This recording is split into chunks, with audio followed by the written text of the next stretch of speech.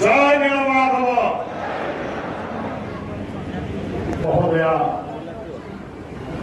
आज पावन पीठ में पहुंची सारे ये पीठ एक पवित्र पीठ ये देश भारत वर्ष वर्षाणं भारतम श्रेष्ठम तेषाः उत्कलस्य समदेशो नास्ति नास्ति महीतले आदिपीठ श्री श्री नीलमाधव भूमि को आपण को पुनः पुनः हार्दिक स्वागत। समस्ते उत्साहित अछंती शांति श्रृंखला रक्षा करेंगे एवं जेपरी मु कहली जातीय संगीत गान समय समस्ते निज स्थान में ठिया होइबे मोबाइल व्यवहार करेंगे नहीं परस्पर भितर कथा हेबे नहीं। जगन्नाथ साक्षात दक्षिण कालिका उग्रतारा हेले स्वपाणी स्वयं बलभद्र देव देवी सुभद्रिका हेउछन्ति साक्षात भुवनेश्वरी एवं महाप्रभु श्री जगन्नाथ हेउछन्ति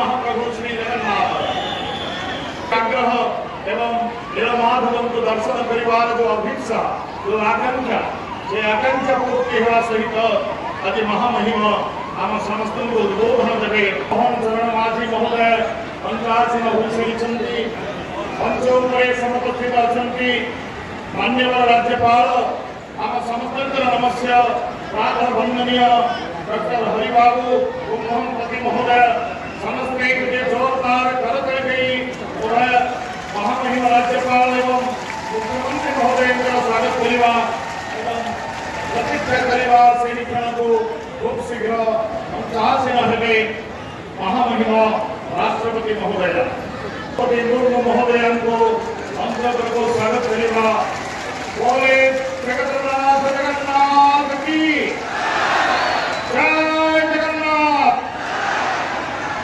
जय Neelmadhav समर्पे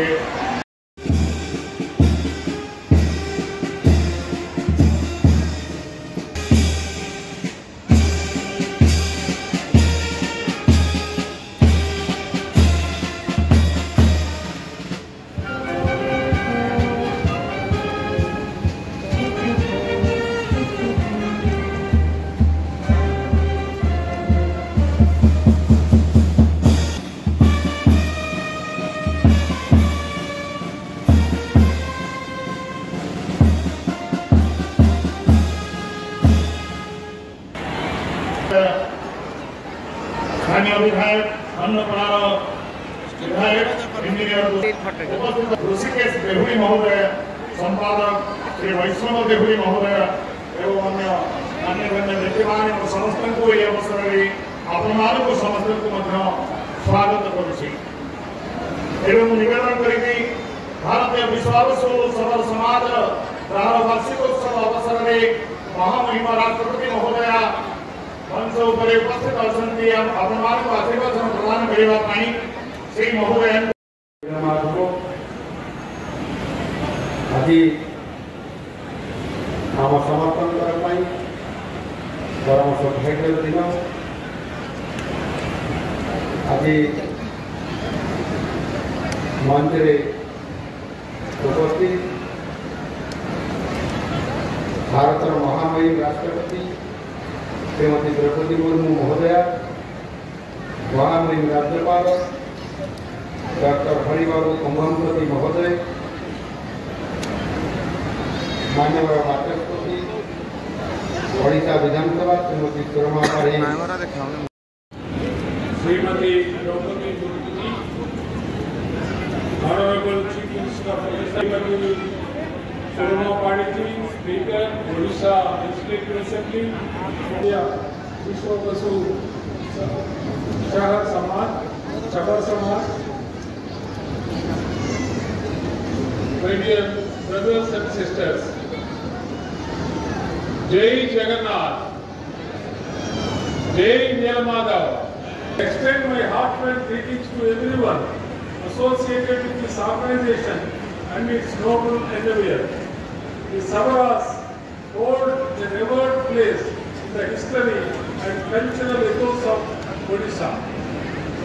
Their deep association with Lord Jagannath is a matter of immense pride. The legend of Neelamadav and the devotion of Vishwabasu. जय जगन्नाथ, जय विश्वसुंदर, जय गान परिवार। जय जगन्नाथ, जय जगन्नाथ, जय जगन्नाथ, जय विश्वबसु, विश्वबसु की जिंदाबाद, विशाल, जय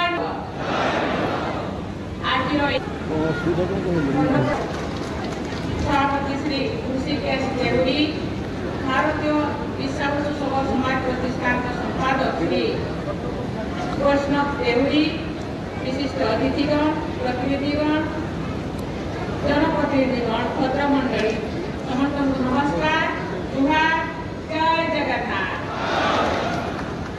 सजन मंडली आज एठारे आपमनक गणरे उपस्थित होई मु बेस आनंदित। भारतीय विश्वबसु समाज प्रतिष्ठा दिवस समारोह पालन अवसर में सब समाज सदस्यगण एवं कर्मचारी को बहुत बहुत अभिनंदन मनोरम दृश्य अत्यंत आकर्षणीय। पहाड़ पर्वत गछलता भरा यही अंचल सबुजिमा जेको व्यक्तिर दृष्टि आकर्षण। महानदी और कुसुमी नदी तीरे अवस्थित यही अंचल केवल सुंदर नुहे समृद्ध है। जनश्रुति रही है अदूरे बाबुठारे श्री नीलमाधव पूजा पाऊ कंठीन नीलमाधव पवित्र पीठर अति निकट में स्थित यही गाँव पाद दे मु संतोष लाभ कर आसवा पूर्व प्रभु नीलमाधव दर्शन करने सौभाग्य लाभ करी। नीलमाधव मंदिर परिदर्शन करूँ मणि मणि खोजुली कहीं कौटी विश्वबसुंदर गायक ये उपस्थित अच्छा कहीं विश्वबसु नीलमाधवंकर जगन्नाथंकर प्रतिमूर्ति प्रति प्रथम पूजक मु भावुली वंशधर यही नीलमाधवंकर पूजक हमारे गोटे टीका थे देखा पाइली ना। प्रभु नीलमाधव निकट में मुझे स्वास्थ्य सुख सुगोटी रखाई प्रार्थना कर ये अंचल अत्यंत पवित्र महाप्रभु जगन्नाथ आदि पीठ बोली कहा ये अंचल अन्य एक गुरुत्व रही है। स्कूल में पाठ पढ़ला बेले खंडपड़ा क्लास में खंडपड़ा हूँ विशिष्ट ज्योतिर्विज्ञान सामंत चंद्रशेखर सिद्धांत दर्पण ज्योतिर्विज्ञान क्षेत्र में अमूल्य ग्रंथ पठाणी सामंत भाव में से ओडिशा प्रसंग में कविवर राधानाथ रायकर कविता और मन पड़ू से लिखिछन सिद्धांत दर्पण देव नहीं क्षय नर दिखे जावत उदर। सदन मंडली किंवदंती कहे यही कालियापल्ली सबुर राजा विश्वबसुंदर वासस्थल चिन्ह वर्ण नहीं केवल कह जाए कर्पूर उड़ी जाए कोना खंडक बड़ी रही एक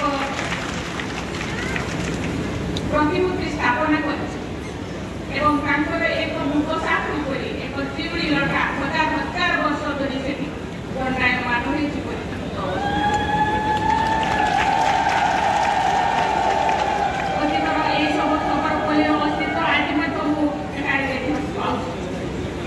विश्वबसु जगन्नाथ नीलमाधव पूजा करूँ तेणु यही जगन्नाथ आदिपीठ एवं विश्वबसु महाप्रभुर आदि सेवक सब समाज समेत आदिवासी मैंने पृथ्वी को देवता भाव में पूजा करते तेणु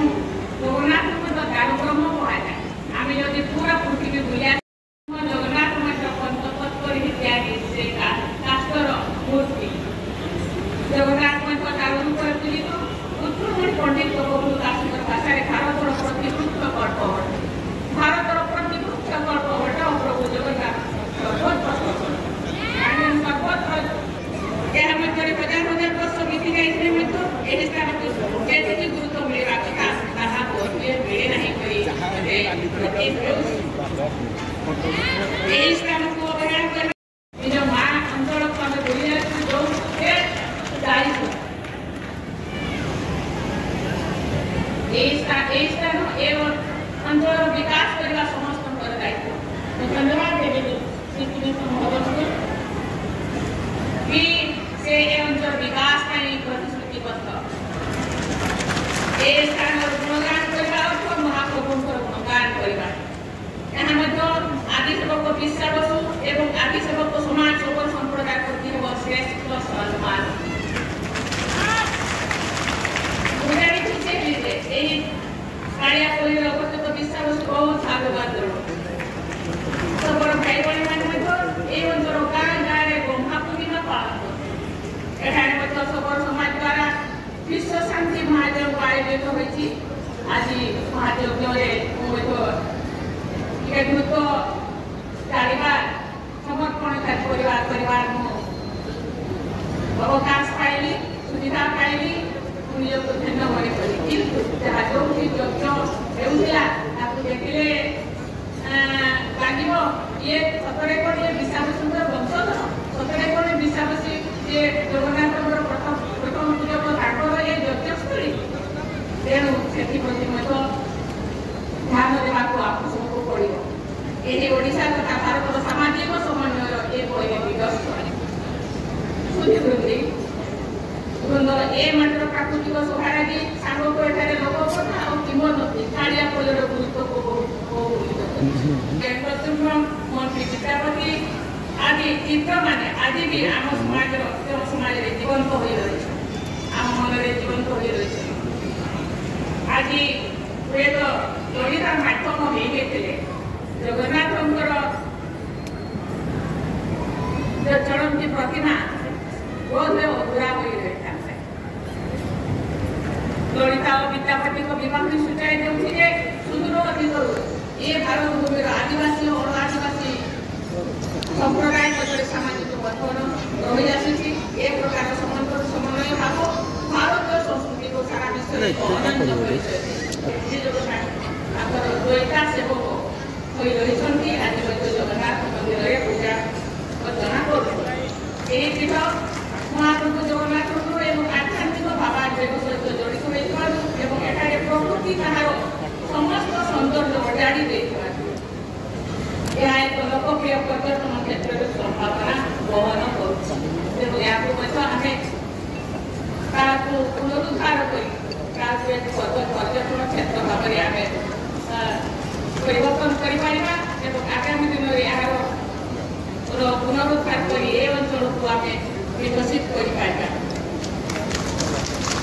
କୃଷିମୟ ବିକାଶ ହେଲେ ଏଠାକୁ ବହୁ ସଂଖ୍ୟକ ପର୍ଯ୍ୟଟକ ଆସିବେ ବୋଲି ମୋର ବିଶ୍ୱାସ ଏବଂ ଏହାଦ୍ୱାରା ସ୍ଥାନୀୟ ଅଧିବାସୀଙ୍କର ଆର୍ଥିକ ବିକାଶ ମଧ୍ୟ ସାଧିତ ହେବ, ଆଦିପୀଠର ଗୁରୁତ୍ୱ ବୃଦ୍ଧି ପାଇବ ଏବଂ ସବର ସମାଜର ଗୌରବ ମଧ୍ୟ ବଢ଼ିବ।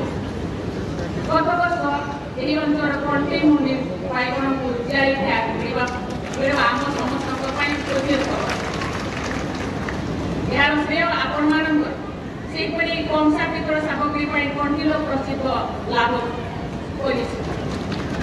ଓଡ଼ିଶାର ଯେଉଁ ମିଷ୍ଟାନ୍ନ ଭାରତ ପ୍ରସିଦ୍ଧ ତାହା ଆପଣଙ୍କ ଜିଲ୍ଲାରେ ସ୍ୱାଦିଷ୍ଟ ଛେନାପୋଡ଼ କହିଲେ ଓଡ଼ିଶାକୁ ବୁଝାଏ, କଣ୍ଟିଲୋକୁ ବୁଝାଏ। ଆପଣମାନେ ଏହିପରି ଅମୂଲ୍ୟ ସମ୍ପଦ ଗୁଡ଼ିକୁ ଅଧିକରୁ ଅଧିକ ଲୋକଲୋଚନକୁ ଆଣିବାର ପ୍ରୟାସ କରି ରହିଛନ୍ତି। କୃଷି, ହସ୍ତଶିଳ୍ପୀ, ପର୍ଯ୍ୟଟନ ଆଦି ବିଭିନ୍ନ କ୍ଷେତ୍ରରେ ନୟାଗଡ଼ ଜିଲ୍ଲାର ସାମର୍ଥ୍ୟକୁ ରୂପ ଦେବା ପାଇଁ ଆପଣମାନେ ଆଗେଇ ଆସନ୍ତୁ। ସ୍ଥାନୀୟ ବାସିନ୍ଦାଙ୍କର ଇଚ୍ଛାଶକ୍ତି ଓ ପ୍ରଚେଷ୍ଟା ଶାସନ ଓ ପ୍ରଶାସନକୁ ଲଗାଭିମୁଖ କାର୍ଯ୍ୟ କରିବା ପାଇଁ ପ୍ରେରଣା ଯୋଗାଉଛି। ସାଧାରଣ ମଣ୍ଡଳୀ, ପ୍ରକୃତି ଅନୁକୂଳ ଜୀବନଶୈଳୀ ହେଉଛି ଭାରତୀୟ ସଂସ୍କୃତିର ବିଶେଷ। ଏହା ମଧ୍ୟ ଆଦିବାସୀ ଜୀବନଶୈଳୀର ଅଭିନ୍ନ ଅଙ୍ଗ। ଆଦିବାସୀ ଭାଇ ଭଉଣୀମାନେ ବଣ ଜଙ୍ଗଲ ଗଛଲତା ଆଦିକୁ ଦେବତା ମାନିଛନ୍ତି। ଆଦିବାସୀମାନଙ୍କର ପୂଜାସ୍ଥଳୀ କହିଲେ ବିଭିନ୍ନ ଗଛର ସମାରୋହକୁ ବୁଝାଏ। ଏହା ଜାଣେ ପୂର୍ବରୁ ଆରମ୍ଭ ହୋଇଥିବା ତୃତୀୟ ଗ୍ରାମ ଉତ୍କର୍ଷ ମାଧ୍ୟମରେ ଆଦିବାସୀ ଗ୍ରାମଗୁଡ଼ିକର ସାମାଜିକ ଭିତ୍ତିଭୂମିର ଅଭାବକୁ ପୂରଣ କରାଯିବାର ଲକ୍ଷ୍ୟ ରଖାଯାଇଛି। ସେହିପରି ଆଦିବାସୀ ଭାଇ ଭଉଣୀମାନଙ୍କର ଆର୍ଥିକ ବିକାଶକୁ ସୁନିଶ୍ଚିତ କରିବା ପାଇଁ ପ୍ରଧାନମନ୍ତ୍ରୀ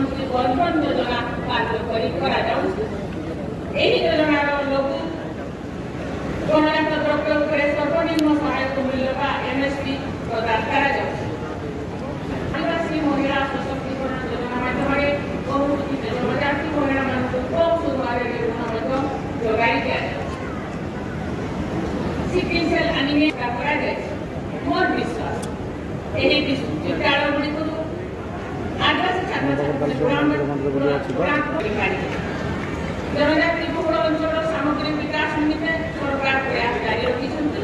सरकारଙ୍କ ତରଫରୁ आदिवासी बहुल ଅଞ୍ଚଳଗୁଡ଼ିକରେ ବିଜୁଳି ସଂଯୋଗୀକରଣ ଆଗକୁ ଦୁର୍ଗମ ଇଲାକାରେ 4G ଇଣ୍ଟରନେଟ୍ ସୁବିଧା ମଧ୍ୟ ଉପଲବ୍ଧ କରାଯାଉଛି।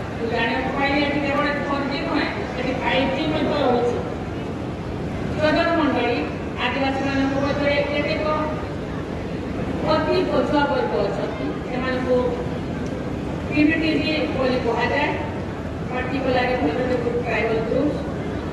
आदिवासी विशेष कर PBTG वर्गर विकास नहेले देशर सर्वांगीन विकास किपरि विभिन्न राज्य को मध्यस्थ समय PBTG वर्गर भाई भाई मान सहित बार्तालाप होती दुख सुख विषय पचारि बुझुछि सहित आलाप आलोचना करेंगे।